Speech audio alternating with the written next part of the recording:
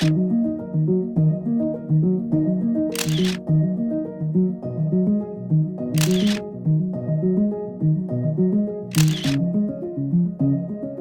内布里视觉爆炸这个展览，它从研究到筹划大概花了6年的时间。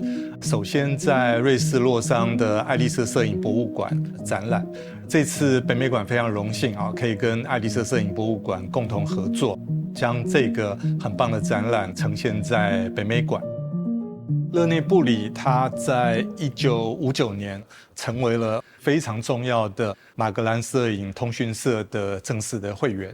将近60年的工作的生涯中，他不仅仅是用摄影镜头去记录历史的现场，更在每一幅照片的后面告诉了我们许许多多的故事。这一次大部分的展品都来自于热内布里基金会的捐赠，所以我们也可以看到，包括他的手稿绘画，不管是从幻灯片或者是这种负片印样的作品，可以理解他对于这些创作从开始的构想到整个过程的想法。比较特别的是，我们发现他的所有的作品都是用原件的尺寸来呈现。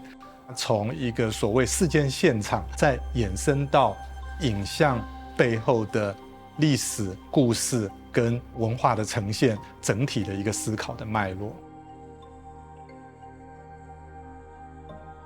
This is a very interesting exhibition because it is a way to go inside René Bury's mind. When I mentioned René Bury, everyone in the world would think about the Che Guevara images. He got a world recognition with this portrait of the Che. He visited Cuba with a journalist. He spent hours photographing Che Guevara in a way that nobody could ever done.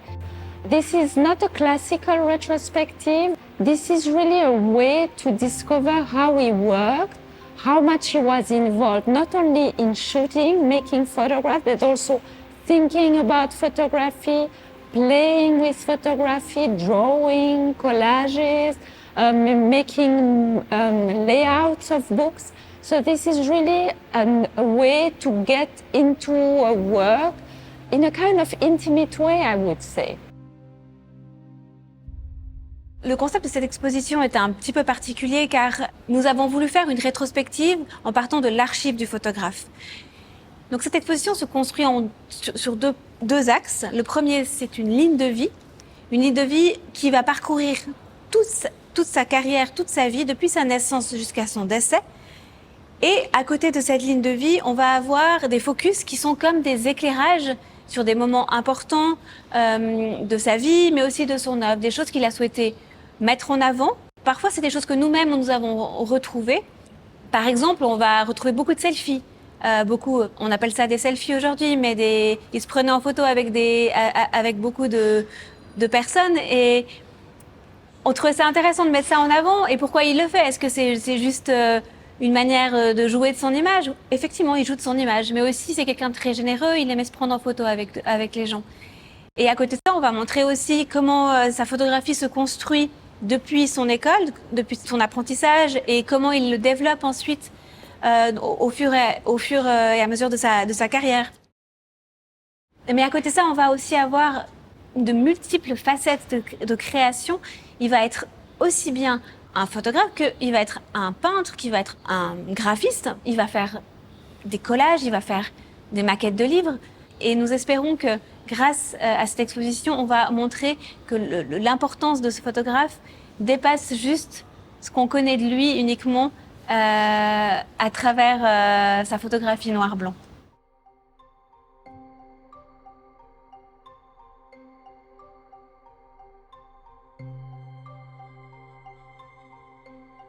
Je me permets juste d'expliquer pourquoi on a utilisé ces espèces de post-it de couleurs où on a les titres. C'est des petits post-it qu'on a retrouvés dans son archive et on est parti de ces mots qu'il utilisait pour, on va dire, titrer les focus de l'exposition.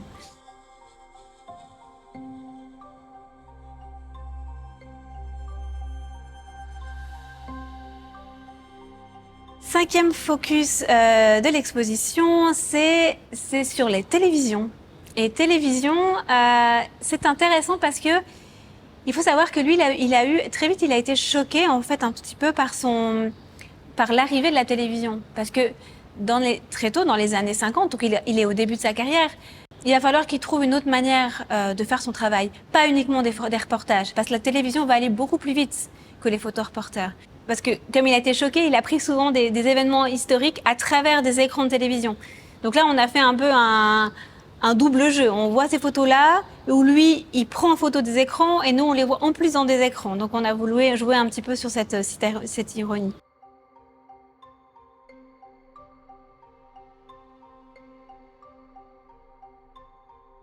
Et il va, pour cela, se tourner un peu plus vers les livres et vers les expositions plus tard. Et il va faire son premier livre, Les Allemands, Die Deutschen, en 62, pour aussi montrer différemment, pas uniquement rapidement un reportage, mais aussi ancrer en fait sa photographie dans une histoire avec un temps plus long, prendre plus de temps.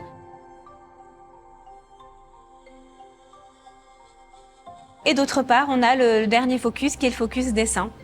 Il devient photographe, mais il dessine tout au long de sa carrière. J'ai eu la chance de le rencontrer, il m'a signé un livre, il m'a pas juste écrit « René Bury, merci ». Non, il a peint quelque chose, avec sa palette de peinture qui sortait de sa poche. Et donc c'était quelque chose qui l'accompagnait partout. Et c'était aussi important de terminer avec de la couleur, terminer avec cette explosion de couleurs, parce que René Bury, c'est pas uniquement de la photographie noir-blanc, c'est pas uniquement le tché, mais c'est aussi ça. C'est aussi de la couleur, et c'est aussi de la joie de vivre, et c'est aussi ce travail manuel.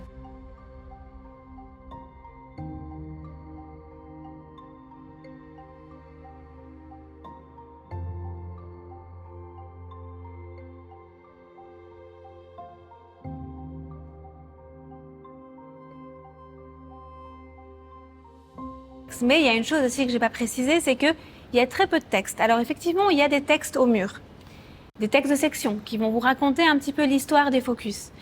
Vous aurez un guide de visite qui vous permet d'avoir les éléments principaux de cette ligne de vie. Par contre, vous n'aurez pas de légende au-dessous des images, et c'est voulu.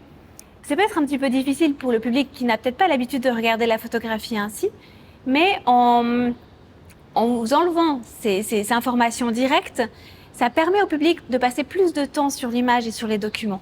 Donc, ce que nous aimerions de la part du public, c'est qu'il puisse prendre le temps de regarder les images, de peut-être chercher des indices sur voilà, cette image, qu'est-ce qu'elle représente, où est-ce que ça pourrait être. Ah, je reconnais ce bâtiment, donc ça doit être à cet endroit.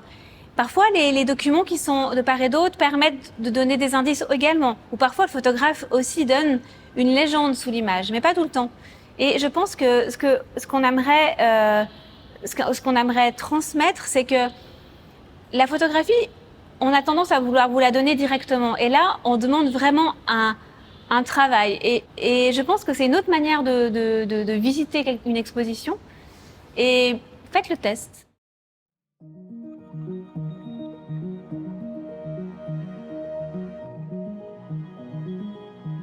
Well, photography is everywhere in our lives. Photography, this is our smartphone, our phones. It's mostly a camera.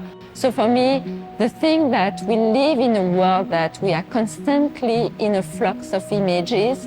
We make images, we share images on social media, we look at them in the street, on TV, on our computer, on our phones. Today we are all amateurs and we can play with images. We live in a culture that couldn't live without photography.